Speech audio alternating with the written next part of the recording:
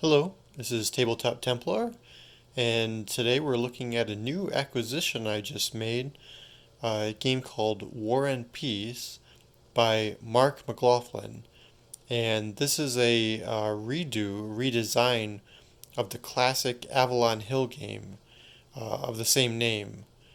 Now, I'm a big fan of War and Peace, the original version, and we'll take a look at that in a moment, and we'll be able to compare and show you what are the differences between the two editions. Now, this is a little bit of a difficult game to come by as they're doing now a reprint and they're going to update some of the rules. And so it's a little bit hard to find. I was able to get a copy. I was not one of the original backers on Kickstarter, but I was able to get a copy nonetheless and show you what is included and what are my first impressions of the game. Now, I do want to do a playthrough of at least one of the scenarios, so that way you can see how the gameplay is for those who are not familiar with this game.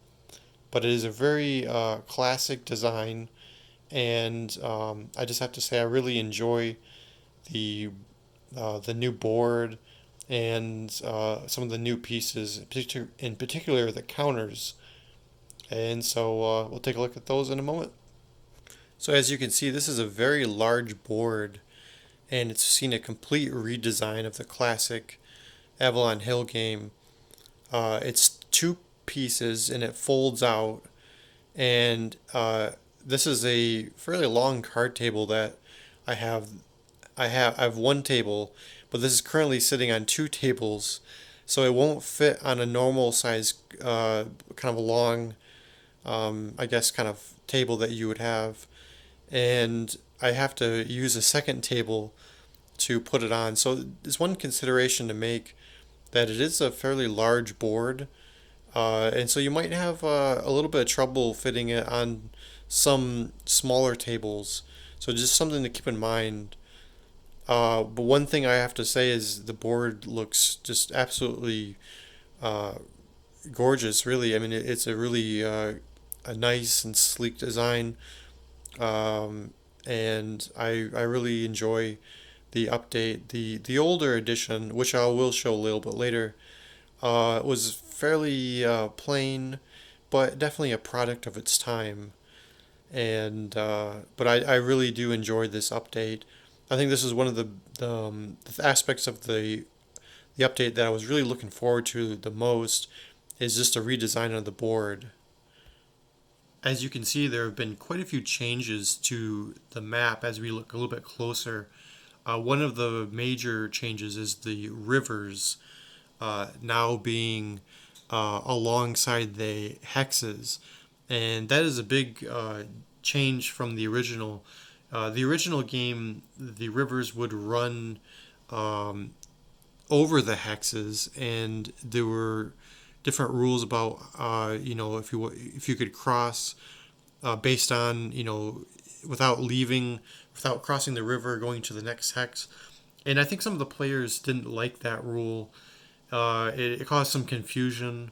Some players might didn't have a problem with it, but I do remember reading that rule a couple times, and until I kind of figured out what they were going for. Well, with this new map, it really eliminates that, and so you can, if you're in one hex here, say, and then you wanted to go over here, you can clearly see that you're crossing the river, and so there's really not much of an argument there. And so that I do like that change. It's definitely a much better design, and they have the weather zones clearly marked. Which weather zone you're entering, and you can clearly see that France, and you have Switzerland, uh, Baden, and all the other nations. And one addition that they have made is the bridges. So the bridges can cross the river. I'm not really sure how I feel about the bridges. I haven't played this version yet, I'm still I'm just unboxing it, and I'll kind of reserve my thoughts on on the bridges until I kind of play through and see if I like it. Um, I kind of maybe question a little bit. This is such a large scale. Why bridges really warranted the inclusion, but I'll reserve my final judgments until I've played it. So I'll have to come back to you on that one. But it's definitely an interesting addition, and something maybe to keep in mind when you're playing. The bridge heads, I guess, would be more defensible, and it would be key areas to defend. So, well, I'll see how that goes. I do like the ports. You can clearly see, you know, where the ports or the name it jumps out at you. Marseille and the others. Yeah, I just and definitely another thing to mention is, uh, and this one, the England is a lot larger. The original it had a little bit of southern England, London, Plymouth, and I can't remember what other city. I think it might have had Dover. I think maybe two cities and plus London. I think were the only cities, and it was very condensed. This adds a little bit more, but I don't really know how much that would come to play in the game. I think if you take London, that's really it for the English. Um, but it's a little bit more, and that's the same to be true for Sweden and Finland. A little bit more area is included, and just a little bit more. It's less, I guess, condensed. The original Avalon Hill kind of had like a slant to it, where everything was very wide. This gets rid of the width and it creates a little bit more depth, and so the terrain of Europe looks a little bit more realistic, a little bit more how it should look in Europe. Now, I didn't have a problem with the original game. It's how they made it. It's how they could fit so much territory in one bookcase box. So I can't fault them for that. But now that they had a chance to redo the map, I definitely appreciate the update. And it seems like I like the color. That's another thing that really jumps out at you is the addition of color. The original map was, like I said, it was a little bit on the plain side, and I can clearly see everything very clearly. And I think also for the minor states, especially the German states in Central Europe, it can get kind of the original map. Figure out okay, where's you know Westphalia, where's Bavaria. This is a little bit easier to tell. It's still a lot of red lines, but it's a little bit easier to tell, and there's a little bit more space, which I definitely appreciate. Another thing I wanted to show is the inclusion of more land in Sweden and Finland. I just think that that's a neat addition because in the game there's a chance that Russia, well, they do fight a war against Sweden over Finland, and this you actually can fight the battles instead of just sending the armies into a just one little area that goes to Stockholm, and that's it. There wasn't much to Sweden. I thought that was unfortunate in the original map. I do like the other conflicts of the period. It wasn't just France against everyone all the time. It wasn't just Napoleon. There were other wars that took place, and I like that this is attempting to kind of to have those, and so I really like that. It's as a history buff myself, I like the inclusion of more territory. I even was maybe contemplating trying to do a a scenario, maybe make my own scenario with Russia against Sweden in the Finnish War. We'll see. That maybe down the road we'll see if I can do that. But I do like the inclusion of more land, and in particular, in Sweden gets more fleshed out. Another difference in the maps is the expansion of Italy. The Italian peninsula is now fully available. In the original game, it was only a little bit of northern Italy.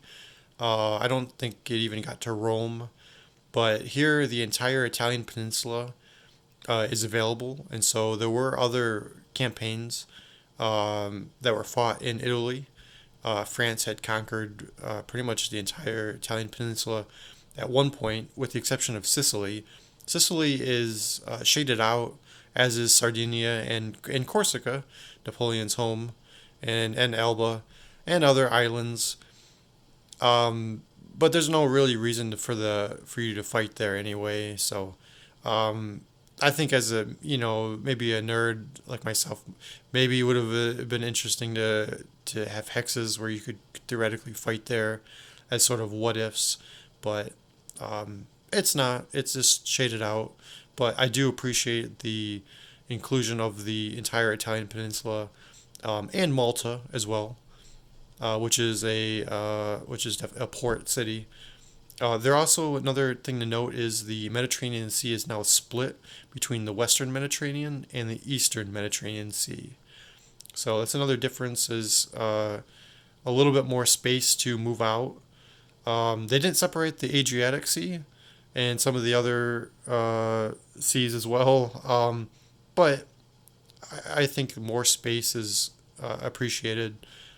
I definitely like having a little bit more of a naval component to it. I definitely like naval warfare in this time period, and so it gives you a little bit more options to fight, and I definitely appreciate that.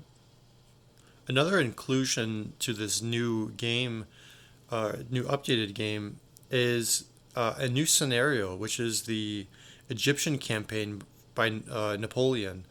I really like this inclusion. I like adding more to really any game that's fun to play, and I'm really excited to play this. I like the Egyptian campaign. It's unique. It's different. It certainly was an interesting period for Napoleon. It was a campaign that saw initial success, taking Alexandria, and then eventually Cairo, and really all of Egypt, or most of the major cities. And of course, you have the city of Rosetta, where the Rosetta Stone was found, which led, Egyptologists and cryptologists to eventually decipher the Egyptian hieroglyphics, which at that point was totally readable. No one knew what they said, and the discovery of the Rosetta Stone made that possible. So, if for anything else, even if the military campaign was not a ultimate success for France, the unlocking of Egypt. I think there was a quote from Napoleon said, really the I think it was something about ignorance, taking is really was the most. It was something that they really wanted to just unlock the secrets of Egypt, and I think that it was really important that he brought a lot of scientists and different mathematicians and historians along with them, not just soldiers, but they were able to measure like the Sphinx and the pyramids, and they wrote a huge volume of Egypt, and that became the foundation for Egyptology. And so it was definitely a big campaign for militarily as well. Egypt was, I think, nominally part of the Ottoman Empire, so the forces they were fighting initially were the Ottoman Turks, and I think it was.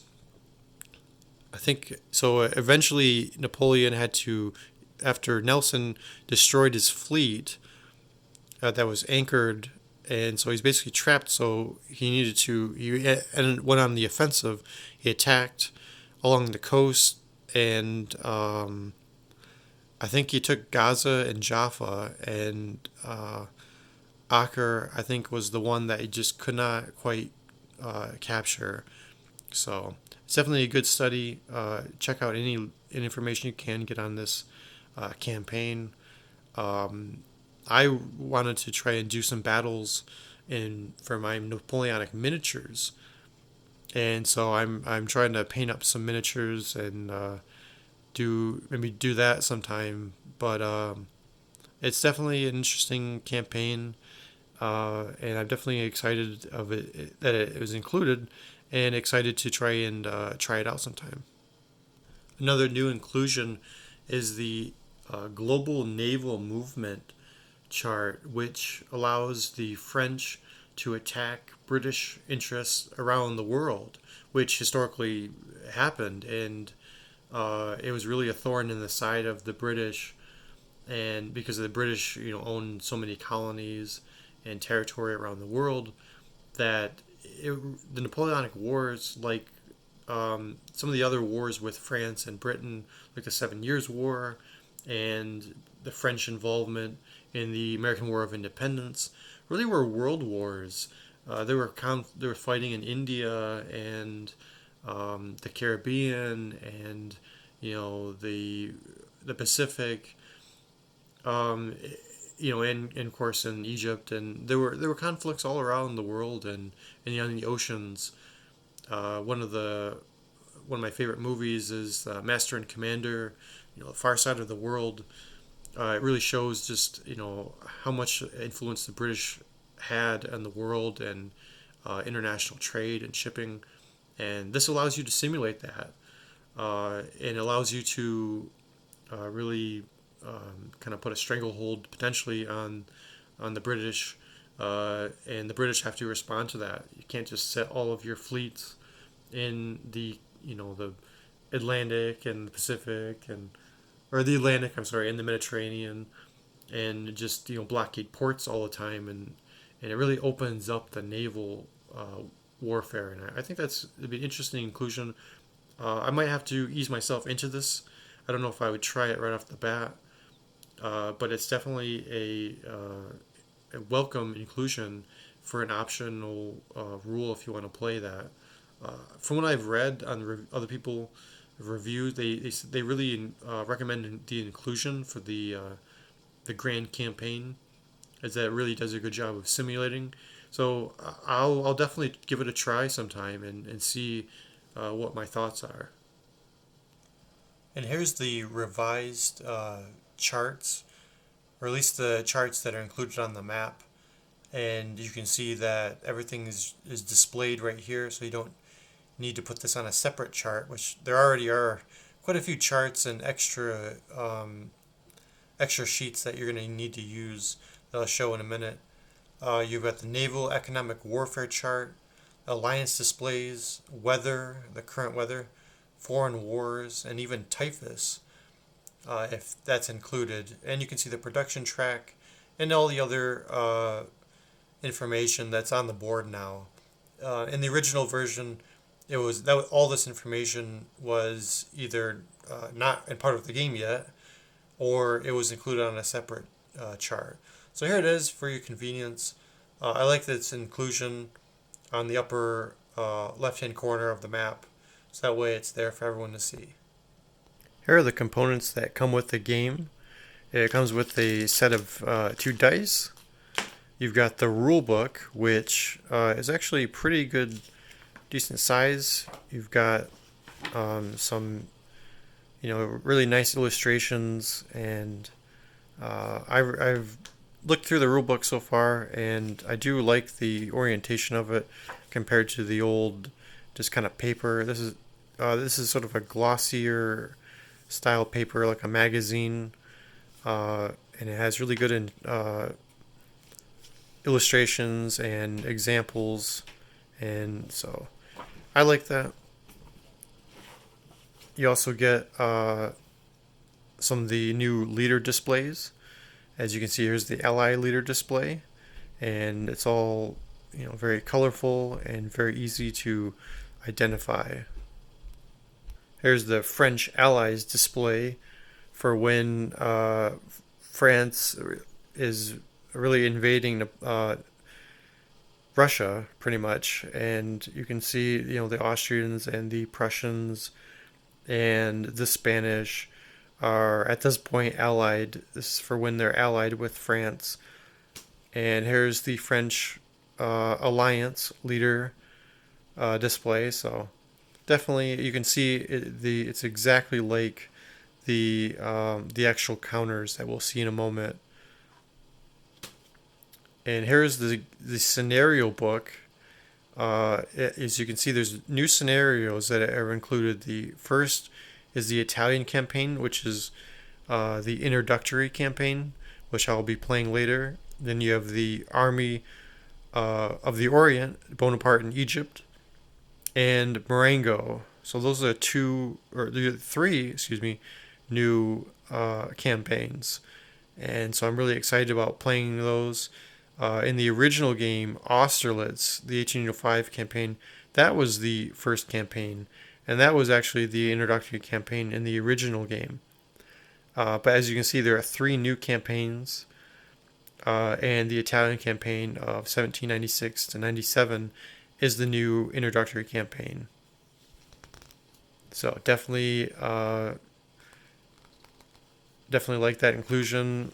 And you've got this is one book for the campaigns, and then you've got a separate book for the grand campaign. So this is a pretty, good size book, and it has all of the new rules for the campaign, the grand campaign. And so this is definitely going to be something I'll do later on, but I definitely like that. I like that they're separate. That way, depending on what you're doing, you don't need to have one giant book. You have the rule book. You've got, if you're doing a scenario, you've got the scenario book. But if you're doing the grand campaign, you can just put that scenario book aside, and you can only look at this. So that way, depending on what you're doing, you're not looking at three books at once, or one gigantic book. And here is the charts, the attrition table. As you can see, how many strength points you're going to lose if you stack everything together. Combat results table. I haven't checked yet if there's a change in that. There very well could be some differences in that. And this opens up to really some extra information for sequence of play. You've got optional grand campaign combat results, and you've got the optional tactical matrix chart, which shows all of the bonuses. I never was a huge fan of the tactical matrix. I know some people really love it. For me, I felt that it was sort of just random rock paper scissors. You're just trying to guess at each other.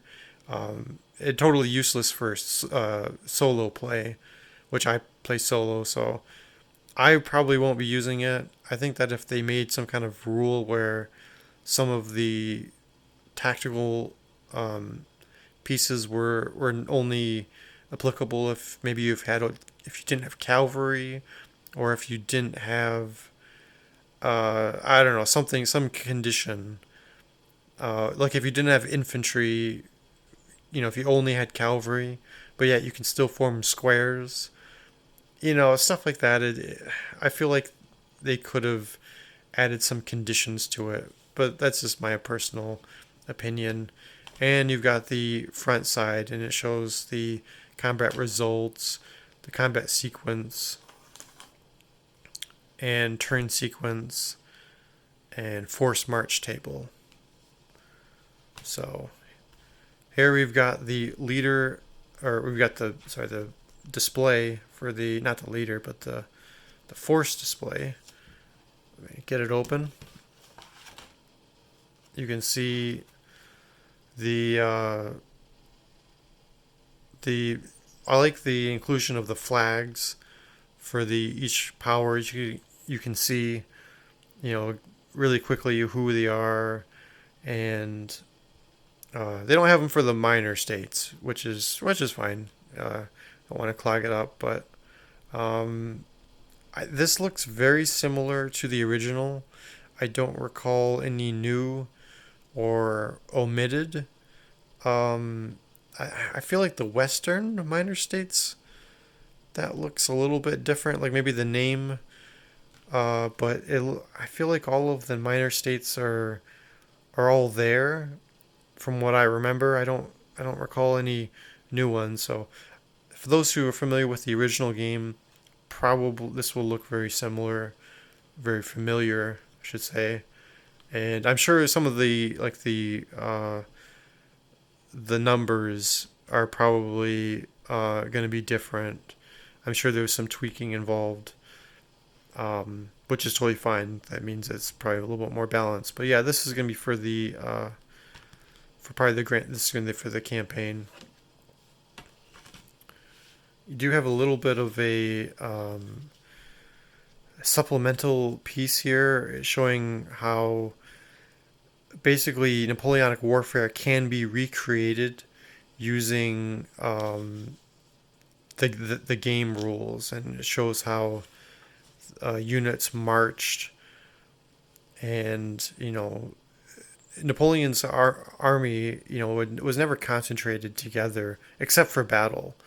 They always marched separately, and Napoleon hung back, and then whenever one element made contact with the enemy, they would converge upon the enemy at remarkable speed, and Napoleon was able to pounce on whatever army they came into contact with. And they used the corps system. They had corps that were mobile and independent. They foraged off the land. They didn't require to have a ton of baggage and supplies, and allowed them to move very quickly and surprise and stun enemies. That's really how Napoleon was able to win, and that piece shows you how they're able to recreate that. So here I haven't even punched them out yet. I wanted to show everyone what these look like. I really like the design. I like the artwork. It's very simple, but yet I think a vast improvement on the original game. One thing I did notice that I was counting the number of fleets. One change is they changed fleets and ships. So what previously were called fleets, or F, are now S for ships, and fleets are now a different element entirely. And there's still T for transports, but that is a change. And I think there's I've counted some of the ships I know Spain. I think you get at least one, or maybe a couple more ships than you did in the original game. So they're not going to be. There's a little bit of tweaking in some of the numbers. So it's not going to be exactly the same as the original. There's going to be some improvement and some changes in the numbers. And I didn't count the French. I don't know if they have the exact same number of ships and transports. But you see they've got the minor powers. So Denmark has 2 ships, 1 transport. You can see there's the Bavarians right there. The Bavarian flag with the blue and white stripe. I for Italy, there's the Italians.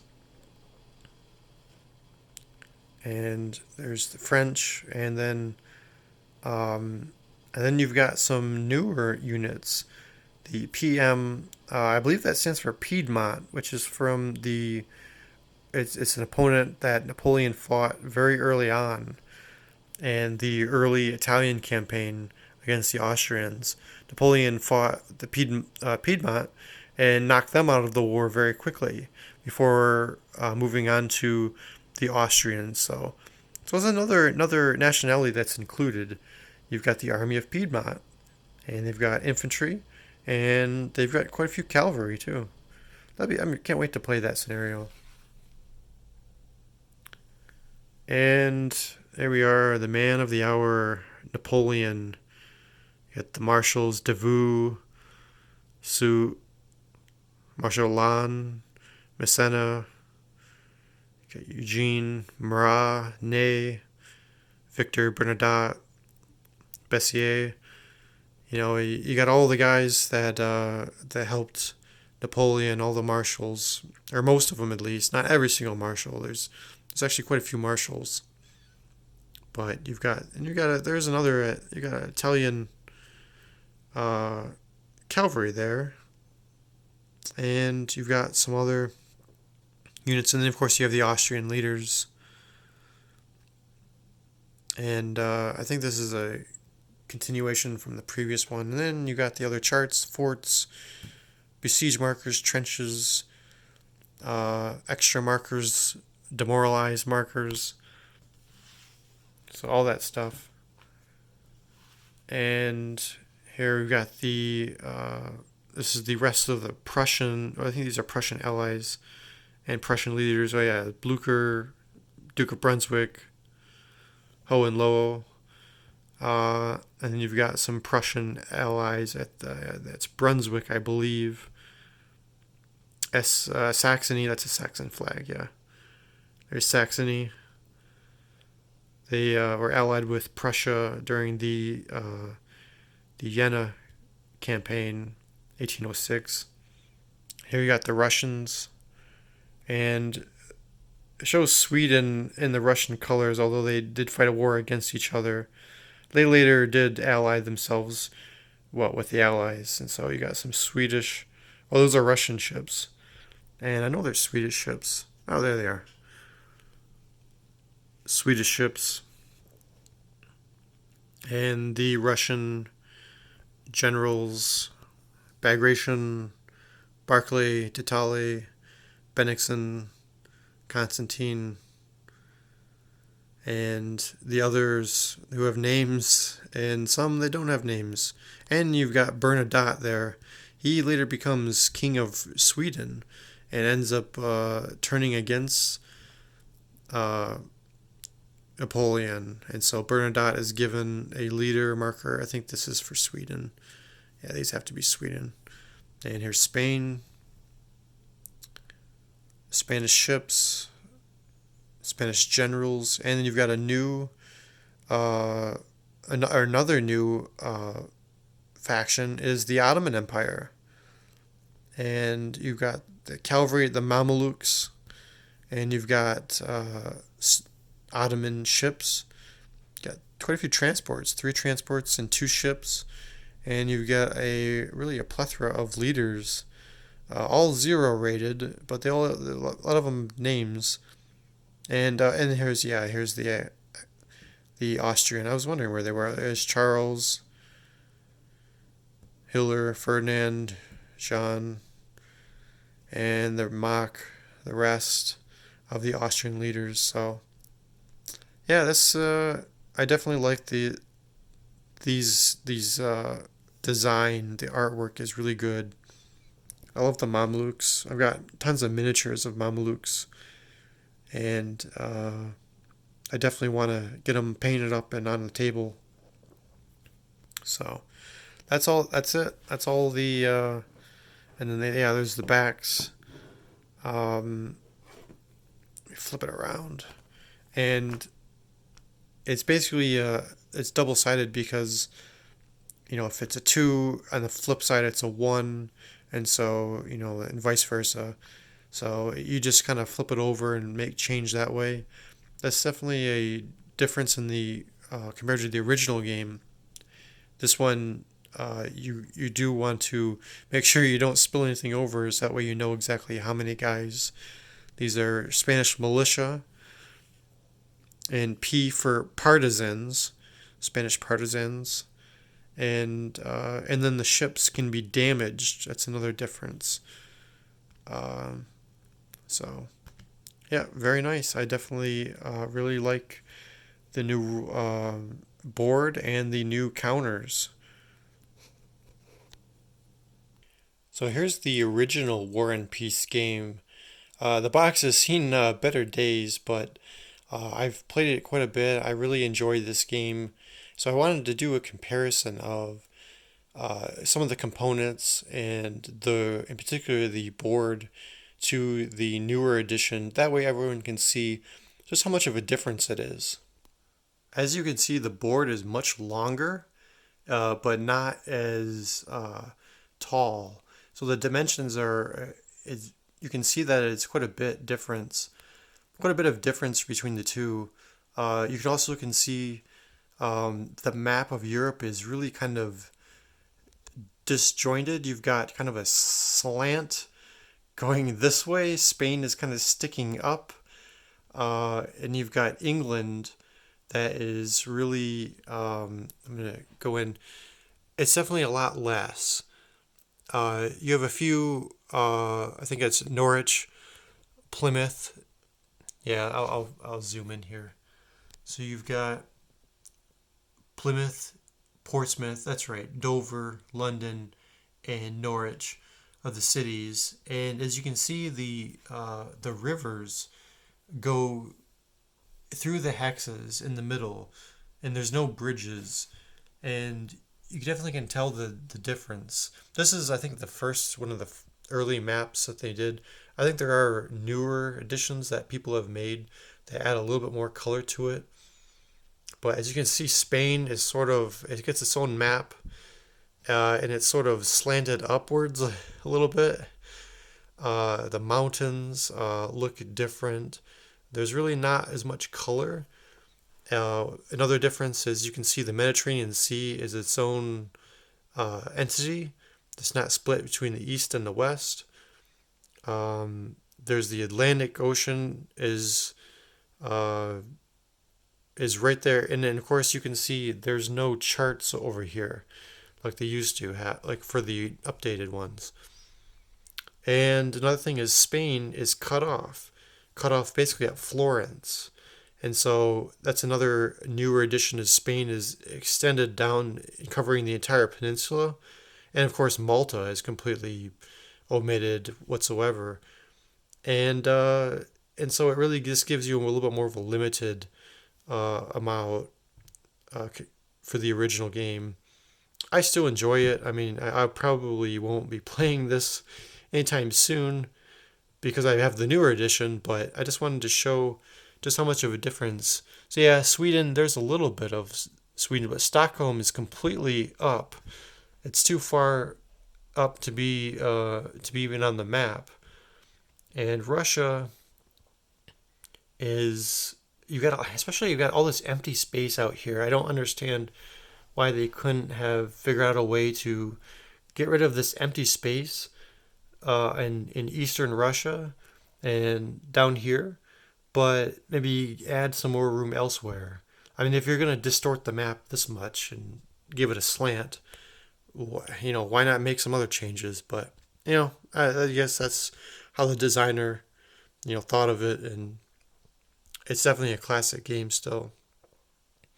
So yeah, I just wanted to show you the differences between the two maps as I kind of go around the map a little bit and just kind of zoom in, and so that way everyone can see, how much of an improvement the new map is. I pulled out some of the counters just so everyone can see how much of a difference there is between the two editions. You've got the generals, just their name, and it has a flag. So yeah, you can clearly see who's a general and who's not. But I definitely really like the artwork on the newer edition. Um, yeah, it's just very plain. Every soldier, it looks the same. It's the same black silhouette. Some of them have different color silhouettes depending on what color it is, but It's the same artwork, same, and for Calvary, it's the same as well. Um, it's very basic and plain, and so I definitely appreciate the updated counters. They are very pleasing to the eye, and you can tell the difference between, a regular infantry and a militia because they have a completely different art to it.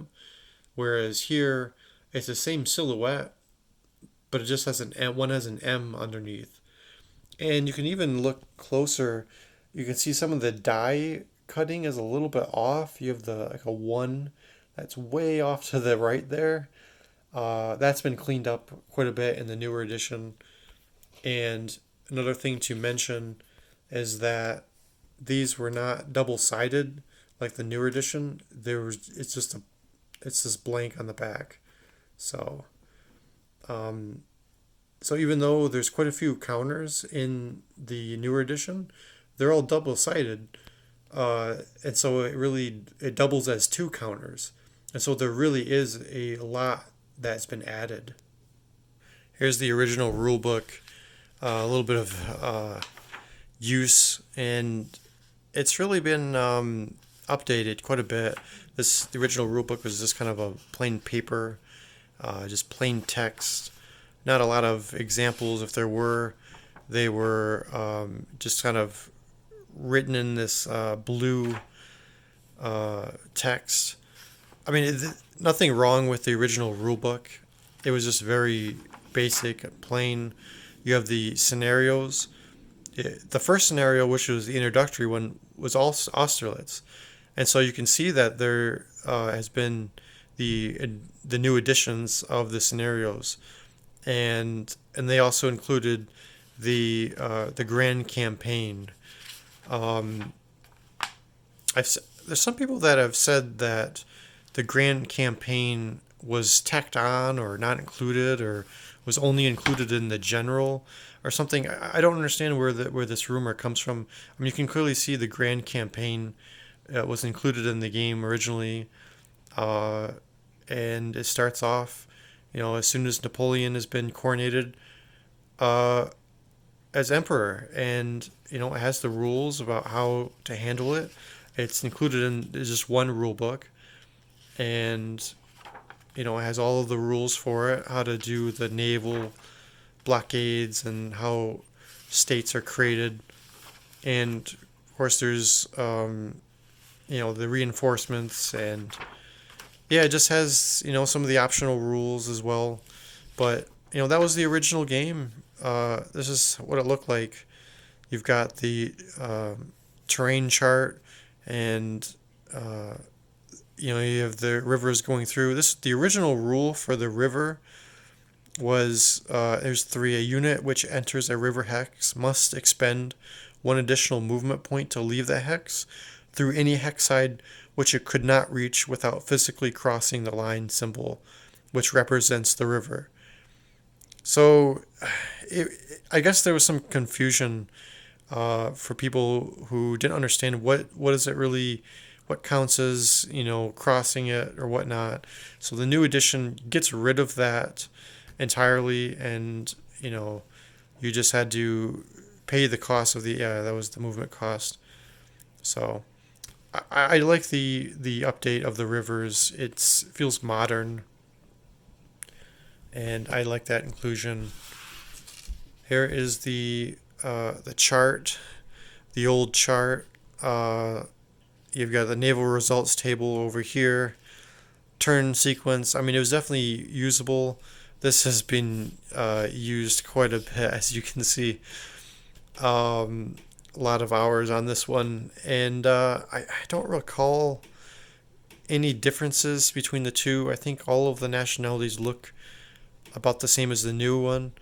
And here you see the production track is on this chart, whereas the newer edition, it's on the board itself. And so you don't have to stick this here. You're going to want to leave this one flat, but this one is just kind of a paper one. The other one has a glossy paper in the newer edition, so I definitely appreciate that. And that's blank.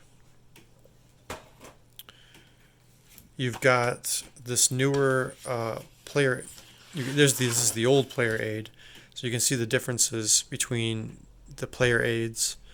You don't have the artwork; it's just leaders and names and turn record track. All this stuff, a lot of this stuff has been moved to the board now, so it's definitely a big improvement. You got the old combat results table. All these charts have been moved around, and I mean, this definitely worked for its time, but I definitely appreciate the change. So hopefully you've enjoyed this comparison between the old and new editions of War and Peace. I definitely am excited about trying to get into the newer edition. I of course appreciate the old edition. It's really seen. It's been I've gotten the older one a long time ago, and I've let a few friends borrow it, and it maybe hasn't come back in the best condition that I've liked it to, but I definitely appreciate the work that Mark McLaughlin and John Gant have put into the redesign, and I'm definitely excited about trying to get into this. I really like the new art of the board and the counters.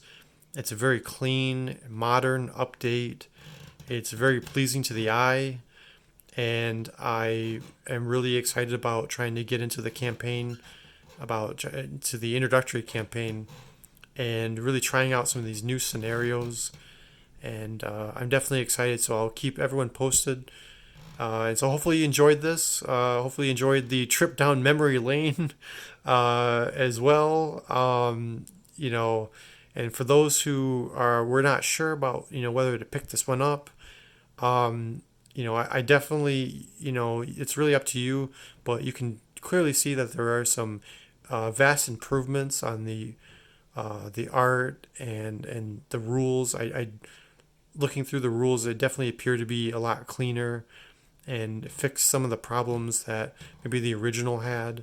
So hopefully this was beneficial and helpful to anyone considering these games, or for the first time, or maybe even an update. So if you enjoyed this, go on to like and subscribe if you're new here, and I'll catch everyone next time.